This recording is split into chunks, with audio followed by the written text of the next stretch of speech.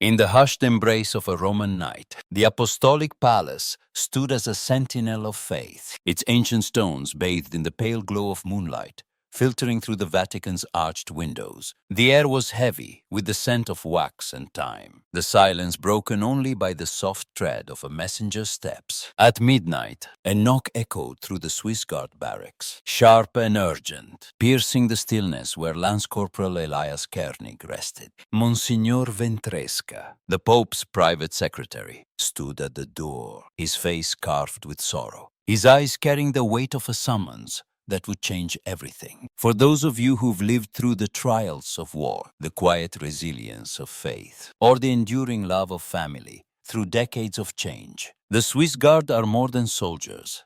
They are symbols of duty, their silence a vow as steadfast as the traditions you've cherished. But on this night, as Pope Francis lay on his deathbed, his final call to Elias, a 28-year-old guard shaped by loss, would unveil a bond forged in compassion and entrust a secret vow that would resonate far beyond the Vatican's walls, touching hearts across the world. Elias Kernig was a man of quiet resolve. His blue and yellow uniform, a testament to 7 years of service, its vibrant stripes a contrast to the shadow depths of his dark eyes. Born in the rugged mountains of Uri, Switzerland, he had known joy in his early years, running through alpine meadows with his younger sister, helping his father tend their small farm, listening to his mother's soft hymns by the fire. But at 16, an avalanche stole them all, burying his family and his world in a merciless wave of snow. The grief was a wound that never fully healed, its edges raw even years later.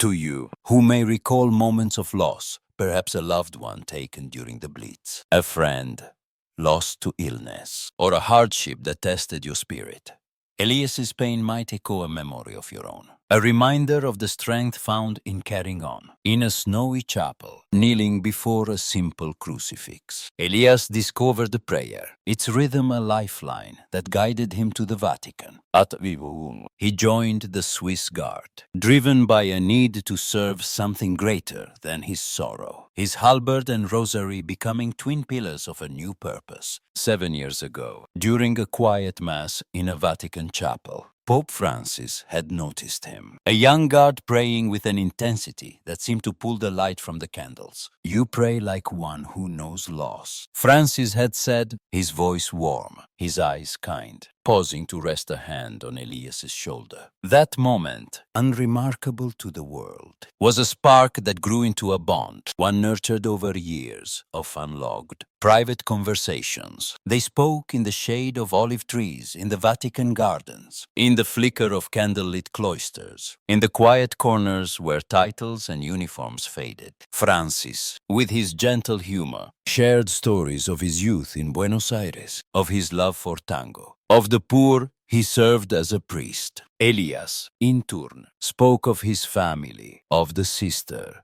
who loved to sing, of the avalanche that left him alone. Titles are heavy. Elias, Francis once said, laughing as they shared a loaf of bread in a Vatican kitchen. But pain is heavier. Carry neither alone. He gifted Elias a rosary, its beads worn from decades of prayer, a token that Elias carried in his tunic, pressed against his heart, a constant reminder of the man who had seen him when he felt invisible. For you, who've known such bonds perhaps with a vicar who listened during a dark time, a neighbor who shared your burdens, or a friend whose words stayed with you through the years, these moments might recall a time when a single connection changed you. Elias' goal was to protect the Pope, to stand as his silent sentinel, his halberd a shield against the world's chaos. Francis' goal was different, to pass on a legacy of silent compassion, to teach Elias that the Church's heart lay not in its grandeur, but in its quiet acts of love. Their talks, often held after evening mass or during walks through the Vatican's rose gardens, were a secret kept between them. Moments when Francis shed the weight of his papacy and Elias set aside the rigidity of his role. They spoke of faith, of the poor, of the small gestures that defined a life well lived. Francis Blessing, a beggar in the rain, refusing new shoes to walk in worn ones, pausing to listen to a child's prayer. Elias listened, his silence a gift, his presence a witness to a pope who sought to serve rather than be served. As Monsignor Ventresca led Elias through the deserted corridors of the Apostolic Palace, the weight of the summons pressed against him like a physical force. The air was thick with the scent of polished wood and incense, the candlelight casting long shadows that danced on the stone walls. Ventresca, usually a figure of calm authority, paused at a modest wooden door, his hand trembling slightly as he spoke. "He's been asking for you since sunset," he said, his eyes meeting Elias's with a mixture of grief and trust. The words landed heavily, stirring a mix of duty and friendship in Elias's heart. His hand brushed the rosary in his tunic, its beads a grounding anchor as he prepared to face the man who had become more than a pope.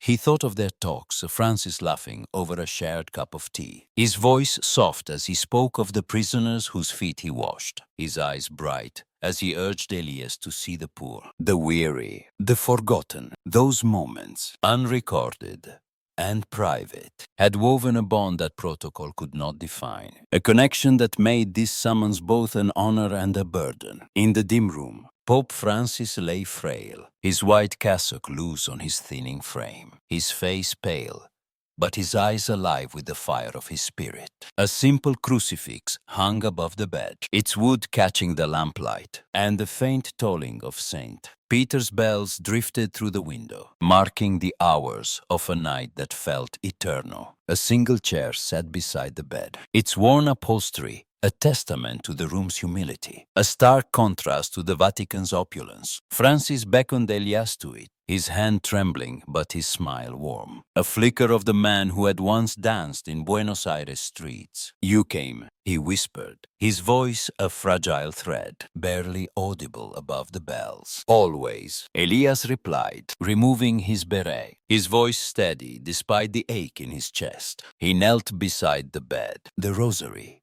in his hand, its beads a silent prayer. As he met Francis's gaze, the crucifix seemed to watch, a silent sentinel, and the room held its breath, as if the world itself paused for this moment. Francis spoke, his words slow but deliberate, each one chosen with care. "You were my witness, Elias," he said, his eyes searching the guard's face. "You listened when others preached. You saw the church's heart moments no one else remembers." Elias' eyes glistened, his heart swelling with gratitude and doubt. Why him? He was just a guard, one of 125, his life unremarkable save for the grief that had carved it. His comrades had warned him, their voices sharp with concern. "Don't get too close to him. It's not our place." Protocol forbade such intimacy, demanding distance between guard and pope, their roles defined by separation, not connection. Yet Francis had chosen him, had seen something in his silence, his sorrow, that others had missed. Elias recalled a moment in the gardens, when Francis had stopped to bless a child with a limp, his hands gentle, his voice soft. "The church is not its walls, Elias, but its people." That lesson, repeated in countless talks, was now a charge, a weight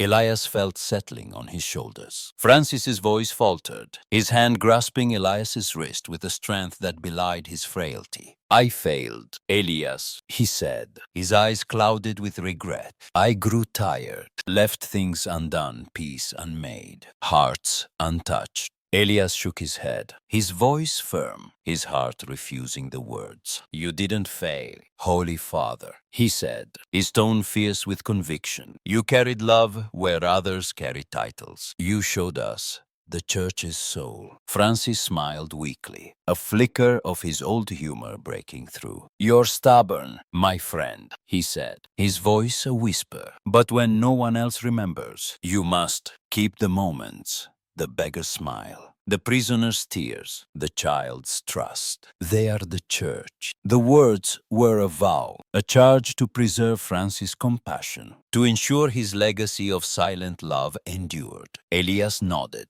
tears held back, his heart accepting the burden, though doubt lingered like a shadow. He recalled their talks, each one a thread in the tapestry of their bond. Francis pausing a motorcade to embrace a woman in a wheelchair, his white cassock stained with her tears. Refusing a new coat to give it to a homeless man outside St. Peter's, his own shoulders shivering in the Roman winter. Whispering to Elias in a cloister, love without noise is still love. As they watched pilgrims light candles at dusk, those acts, often unseen by the world, were the heart of Francis's papacy, and he was entrusting them to Elias, a guard whose silence had been his witness. But the whispers of his comrades haunted him, their voices echoing in the barracks. "You're risking discipline," one had said, his eyes narrow. "Aguard. Protect, not be friends." The Vatican's rules were ironclad, its hierarchy a labyrinth of protocol that forbade such closeness. Elias had ignored the warnings, drawn to Francis' warmth. But now, as the Pope's life faded, he wondered if he could bear the weight of distrust. Francis's eyes closed, his hand slipping from Elias's wrist, his breathing slowing to a faint rhythm that seemed to sync with the bell's toll. Elias knelt, the rosary pressed to his lips, his prayers a quiet chant for the man who had given him purpose. The room grew still, the crucifix a silent sentinel. And then, with a single, resonant toll, Francis was gone. Elias rose, his movement slow, his heart a storm of grief and resolve. He saluted, his hand steady, but his soul trembling. A final gesture to the man who had been his guide, his friend, his pope. Stepping into the corridor, he met Ventresca's gaze. The Monsignor's nod a silent acknowledgement of the moment's gravity. But as Elias passed through the palace, his comrades' eyes followed him, their expressions a mix of curiosity and caution. Captain Reinhardt, a senior officer with a face carved from years of duty, stopped him in a shadowed hall, his voice low and stern. "Don't speak of this," he said, his eyes boring into Elias's. "The Pope's final moments are not for guards to share. You serve in silence." Elias nodded, but his heart rebelled. The vow to Francis, burning brighter than protocol. In the quiet of a Vatican chapel, Elias sought solace, kneeling before an altar where candlelight danced on a simple crucifix, its wood worn from centuries of prayer. The rosary lay beside him, its beads a lifeline as he opened a small notebook. A habit born of his talks with Francis, remembrance begins in silence. He wrote, the words a promise to keep the Pope's compassion alive, to preserve the moments that had defined his life. His pen moved steadily, capturing memories, Francis' laughter as they shared a loaf of bread in a Vatican kitchen, his worn shoes scuffing the garden path, his voice urging Elias to see the poor, the weary, the forgotten, for you, who've kept journals or letters through the years. Perhaps notes from wartime, memories of loved ones lost, or reflections on a life well lived. These words might echo a need to hold fast to what matters. Elias wrote of Francis pausing to bless a beggar in the rain, his cassock soaked but his smile radiant. Of refusing a new coat to give it to a stranger, his own shoulders shivering.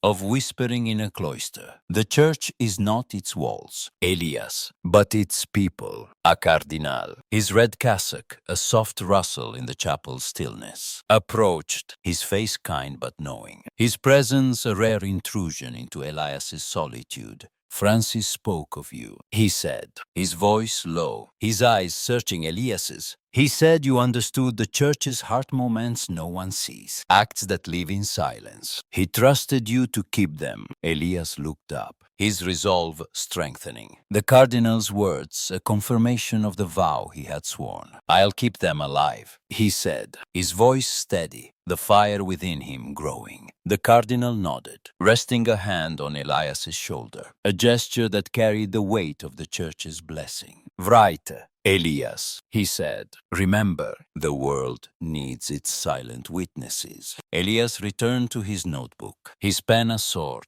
each word a step toward fulfilling Francis's charge. He wrote of the Pope's humor, his humility, his insistence that love was not in grand gestures, but in quiet acts. The hand extended to a child, the prayer said for a stranger, the smile given to a God who felt unseen. Assent, Peter's square filled with mourners, their candles flickering in the dawn like stars against the gray sky. Elias stood vigil, his uniform pristine, his halberd steady, the rosary tucked against his heart. The world grieved, heads of state and pilgrims alike gathering to honor Francis, their voices raised in hymns that echoed through the square. But Elias's grief was personal, a quiet ache for the man who had seen him when he was just a guard, a boy from Uri with a broken heart. His journal grew, page after page of memories. Francis stopping a motorcade to embrace a woman in a wheelchair, his cassock stained with her tears, kneeling to wash the feet of prisoners, his hands gentle despite their calluses, whispering to Elias in a garden, "Love without noise is still love." The words were a guide, a map for the vow he had sworn, a promise to carry Francis's compassion into a world that often forgot its value. News of Elias's moment with the Pope leaked, as secrets often do in the Vatican's labyrinthine halls. Whispers among the guards turned to headlines, first in Rome, then across the globe. The guard who heard the Pope's last words. A silent vow touches millions. Social media buzzed with posts from British viewers reading, "This is the faith I grew up with." A guard's silence speaks louder than sermons. He kept the Pope's heart alive. A letter arrived from a parish in Yorkshire, its envelope bearing a British stamp, its words simple but profound. "Your story inspired our congregation to serve the poor, as Francis did. We've started a soup kitchen in his name." Elias read it by lamplight, his fingers tracing the ink, his heart lifted by the knowledge that Francis's legacy was spreading, taking root in places he would never see. Another letter from a school in Manchester came with a drawing, children's crayons capturing Elias kneeling by Francis's bed, the rosary glowing, the Pope's smile a beacon. A veteran from Leeds wrote, "I served in 44, and your silence reminds me of the men who prayed before battle." A grandmother in Kent shared, "I cared for my husband through cancer, and your vow is his vow.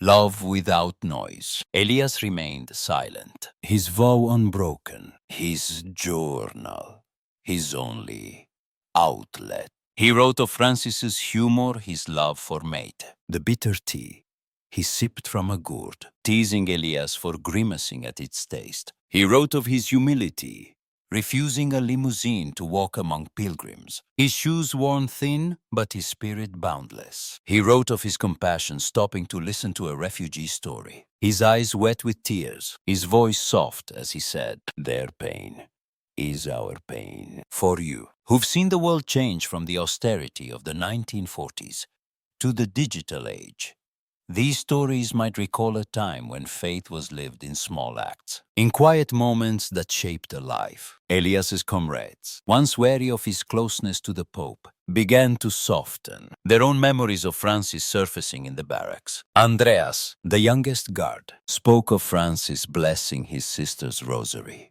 Matteo, a father, recalled the Pope's smile when he met his children. The whispers of discipline faded, replaced by a shared reverence for the man who had touched them all. The Vatican, too, felt the ripple of Elias's vow. A new Pope was elected, his reign marked by pomp and promise. But Francis's legacy endured in the quiet corners where Elias walked, through the gardens where they had talked, past the cloisters where they had prayed, in the square where Francis had blessed the poor. The cardinal who had spoken in the chapel invited Elias to a private audience, a rare honor for a guard, his chambers filled with the scent of old books and incense. "You carry his spirit," the cardinal said, his voice warm, his eyes kind. "Keep writing, keep remembering. The Church needs its silent witnesses, now more than ever." Elias nodded, the rosary in his pocket, a reminder of his charge, its beads a silent promise to continue.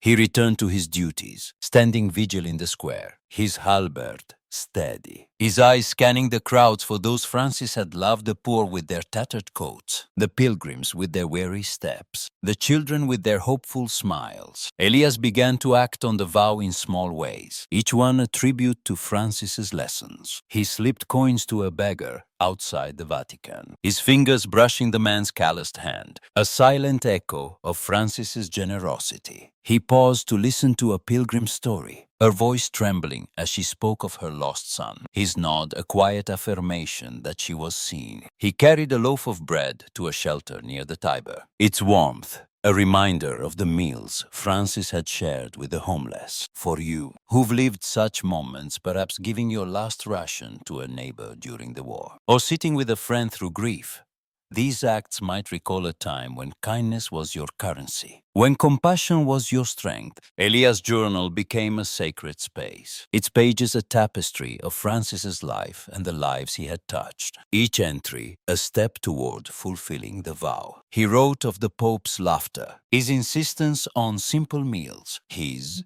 love for the Psalms, which he recited under the stars. He wrote of the moments no one else saw, the tears Francis shed for a war-torn world, the prayers he whispered for those who felt forgotten. The letters kept coming, thousands of them, filling the guards' offices with envelopes from parishes, schools, and homes across the world. A group of children in Birmingham sent a poem, its lines wobbly but heartfelt. The guard with the rosary, the Pope with the smile. They taught us to love for a little while. A retired nurse from Cornwall wrote, I cared for patients through the NHS's early days, and your silence reminds me why I stayed. A priest in Sussex shared, your story inspired our parish to visit the lonely, to carry Francis' love forward. Elias read each one, his journal growing thicker, its pages a bridge between Francis's life and the lives he continued to touch. For you,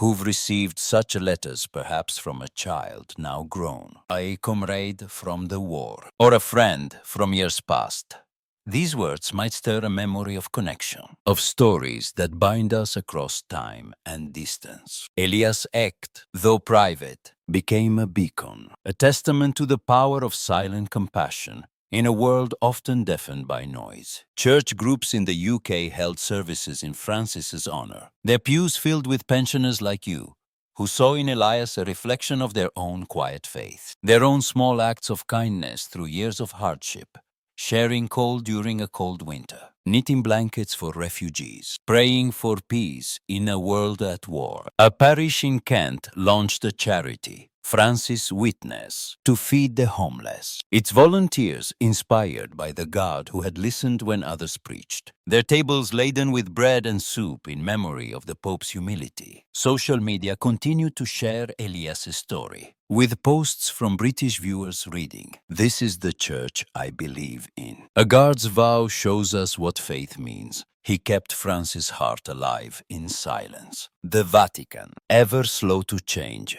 began to shift.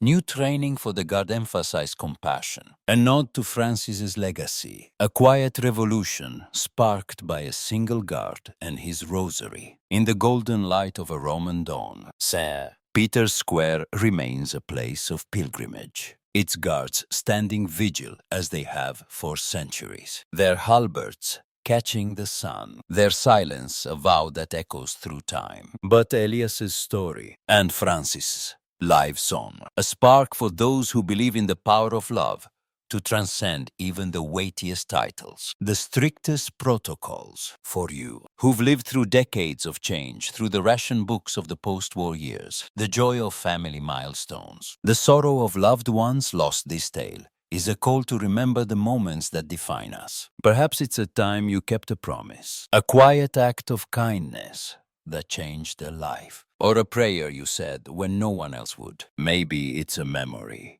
from the war, when you shared your last loaf with a stranger, or a moment at home, when you held a loved one's hand through pain, knowing it was enough to be there. Francis's final lesson and Elias's vow invite you to share those stories with your children, your grandchildren, your friends at the community center, your neighbors over a Sunday roast. Write them in a letter, Tell them over a cup of tea. Let them live on in the quiet spaces where memories are kept, where love takes root, in a world that often feels loud and fleeting. This story reminds us that love without noise is still love, that a single act of heart can echo through time, touching lives we may never know. What vow would you keep if entrusted with a dying wish? Perhaps it's a promise to love, to listen, to see the unseen, to carry compassion into the corners of your world. Share it, whether in a whispered conversation, a note slipped into a grandchild's hand, or a story told at a parish gathering. And let it be a spark that lights the way for others. For love without noise is still love. And France's legacy, through Elias's silent vow, shines on, a light for us all.